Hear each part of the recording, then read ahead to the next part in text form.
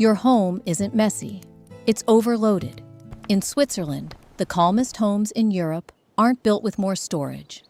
They're built by refusing to keep certain things at all. Today, I'll show you 15 things Swiss people never keep at home. Things most Americans still have in the kitchen, the hallway, the garage, even next to the bed. Stay until number 15, because right after it, I'll give you the Swiss 2-question test, so you know exactly what to remove first. And trust me on this, number 7 is something 90% of you can see from where you're sitting right now. Number 11 is the one almost nobody expects. Let's begin. We'll start in the kitchen with the things Americans call thrifty. In Switzerland, they're called expensive because everything you store costs you something, even when it costs you nothing. Number 1, the stockpile of duplicate groceries. Open your pantry, 3 opened bags of flour, 2 bottles of the same vinegar, 4 cans of beans you bought on sale and forgot. It feels like saving money. Here's how a Swiss household sees it. Groceries in Switzerland are among the most expensive in Europe. So people learn to shop with a list, buy exactly what the week needs, and use what they own before buying more. A stocked pantry that nobody tracks isn't a reserve. It's money sitting in the dark, slowly expiring. Every duplicate on that shelf is a small receipt for attention you never paid. The shift. Shop your own pantry first. Your kitchen already contains this week's meals. That's number 1. Number 2 is hiding under your sink, and you've been feeding it for years. Number 2, the bag of plastic bags. You know the one. A bag stuffed with 40 other bags under the sink. You keep it because throwing bags away feels wasteful. But look at what it actually is. A pile you never use, in a spot you need every day. In Switzerland, most people carry the same 2 or 3 sturdy bags for years. 1 hook, 3 bags, done. Not because of a rule, because keeping 40 of anything you use twice a month is storage doing the job a habit should do. The shift. Keep 3 good bags where you'll grab them. Let the nest go. Number 3 is in your garage or your basement, and it's been waiting a very long time. Number 3, broken things waiting for someday. The lamp that needs rewiring.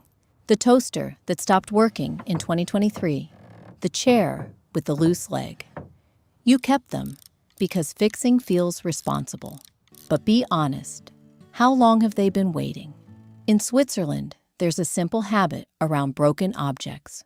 Repair it this month, or let it leave. Repair cafes are popular there for exactly this reason. Fixing is respected, but storing broken things is not.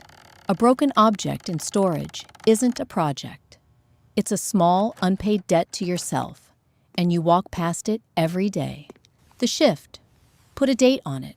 Fixed within 30 days. Or gone. That's 3. Number 4 sounds harmless, and that's exactly the problem. Number 4, the mismatched container drawer. Lids without bottoms. Bottoms without lids. Free containers from takeout you kept just in case. Every time you open that drawer, you dig, you stack, you force it shut. Swiss kitchens tend to run on a small set of matching containers because a drawer you can see through in 2 seconds is a drawer that never wastes your time. 10 seconds of digging, 3 times a day, is 15 minutes a week you spend fighting your own kitchen. The shift. Match every lid tonight. No partner, no place in the drawer. Those first 4 will lighten your kitchen by this weekend. But now, we're moving into the rooms where clutter stops being stuff and starts being stress. And number 7, the one I promised, the one 90% of you are looking at right now, is coming. First, number 5. Number 5, unpaid bills in a drawer. This one matters more than it looks. In America, A bill can sit on the counter for weeks. In Switzerland, that's almost unthinkable, and there's a concrete reason. The country keeps an official debt registry, and a record there can cost you an apartment application.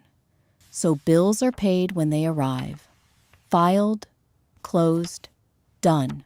Here's what that habit understands. An unpaid bill in a drawer doesn't rest. It ticks. Your brain knows it's there, and it charges you interest and worry every single day, which is the one kind of interest you can't deduct. The shift. Pay it the day it arrives, or schedule it the day it arrives. A bill should only ever be touched once. Number 6 came into your house for free, and it's been charging you rent ever since. Number 6, freebies and promotional stuff. The tote bag from a conference, the mug with a company logo, the pens, the stress balls, the samples. You didn't choose any of it. It just arrived, and you kept it because free feels like value. A Swiss household applies a quiet filter here.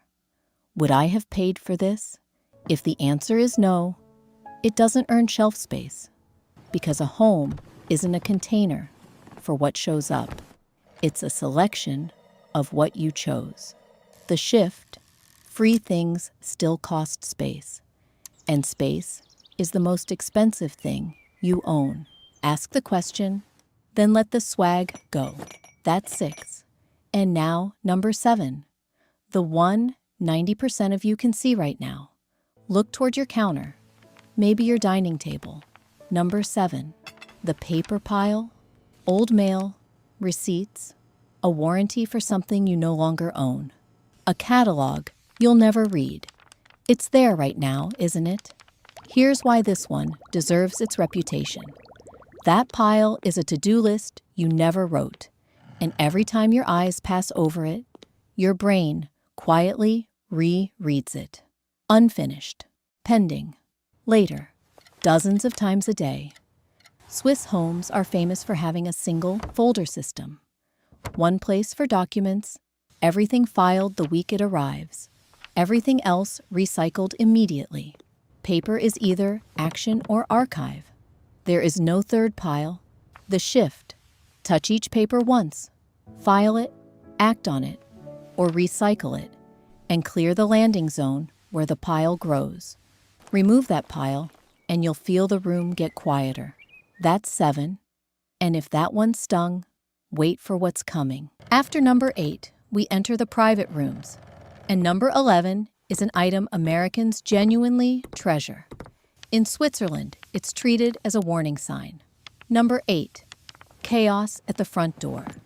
Shoes in a heap, boxes waiting to be dealt with, bags dropped where they landed. The entrance is the first thing you see coming home, and the last thing you see leaving. In Swiss apartment buildings, hallways and entrances are kept clear, partly by habit and honestly, partly by social pressure. Neighbors notice, but live with a clear entryway for 1 week, and you'll notice something too. Walking into order feels like exhaling. Walking into a pile feels like starting a chore you didn't agree to.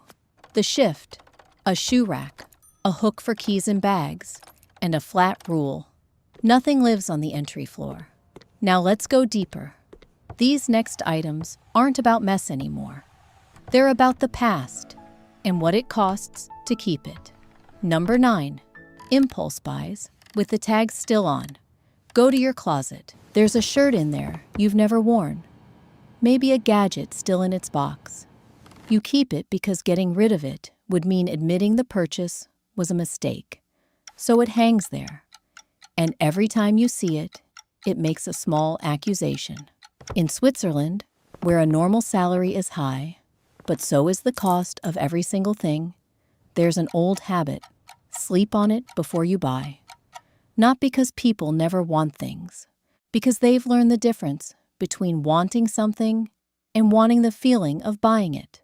The shift, return it if you can. Give it away if you can't. And next time, give the purchase one night to survive. Most don't. That's 9. Number 10. Guilt gifts. The vase you never liked. The figurine from a relative. The decoration you display only because of who gave it to you. Here's the honest version. The gift already did its job. The moment it was given, the kindness happened. What's left on your shelf isn't the kindness. It's an object you don't like. Collecting dust and a tiny bit of resentment. Keep the relationship. Release the vase. That's 10. And now, number 11. The one almost nobody expects. Number 11. Status objects bought on credit. The designer bag, paid in installments. The watch financed over 12 months. The car that costs a third of the paycheck. In America, this is normal. In Switzerland, it's close to taboo. And the numbers show it.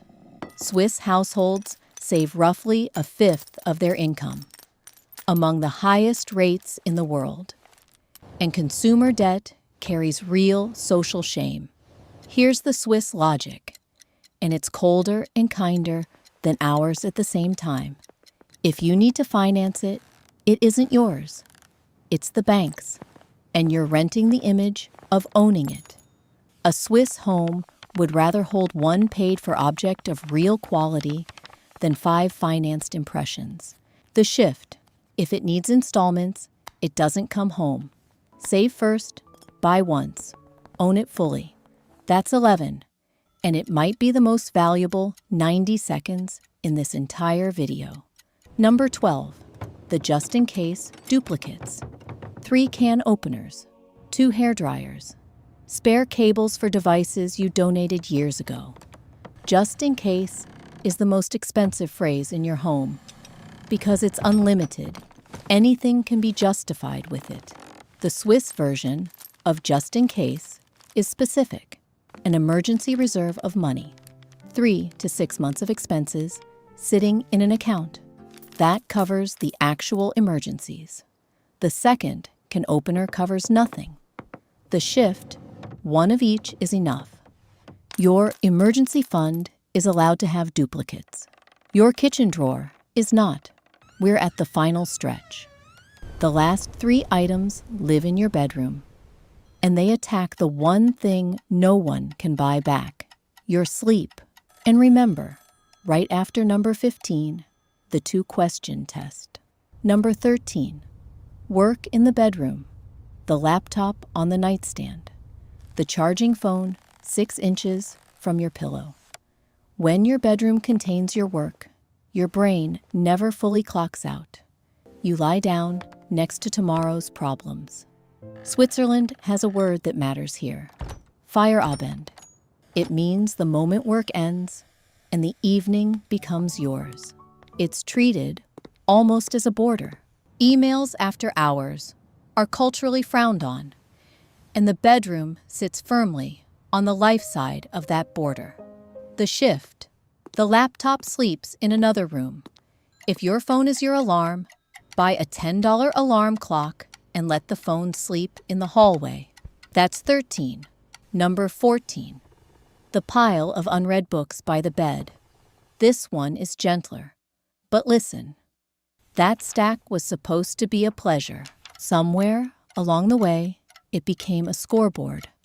And every night, the last thing you see is how far behind you are. Keep the one book you're actually reading. Move the rest to a shelf in another room where they go back to being an invitation instead of a debt. 14. Number 15. The television in the bedroom. Swiss bedrooms tend to be almost bare. A bed, good bedding, curtains that actually darken the room, and famously, 2 separate duvets on one shared bed, 1 per person, so nobody fights for covers at 3 a.m. What you won't often find is a TV. A bedroom does one job. The more jobs you give it, the worse it does the only one that matters. The shift. Move the screen out for 2 weeks. Your sleep will tell you whether it gets to come back. And that's all 15. Now the test I promised. 2 questions. Swiss to the bone. And you can audit a whole room in 5 minutes. Question 1. Would I pay to move this? Most Swiss families rent, and people move between apartments their whole lives, paying by the box. So every object gets asked, would you pay a mover to carry this to your next home? If no, it's already left. Question 2. Would I buy this again today, at full price? Not, is it still useful? Full price, today, with what you now know. If both answers are no, that object is done, and you're allowed to thank it and let it go. Start with one drawer tonight, just one. So, in one breath, a calm home isn't built by adding storage. It's built by refusing. No paper piles, no finance status, no just in case, no work next to your pillow. You don't need a bigger house. You need a lighter one. Now look around the room you're in. Right now, which of these 15 is staring back at you? Tell me the number in the comments, 1 through 15. I read them, and next week's video comes from what you tell me. And if someone came to your mind while you watched this, someone whose counter you've seen, send them this video. They'll know why. See you in the next one.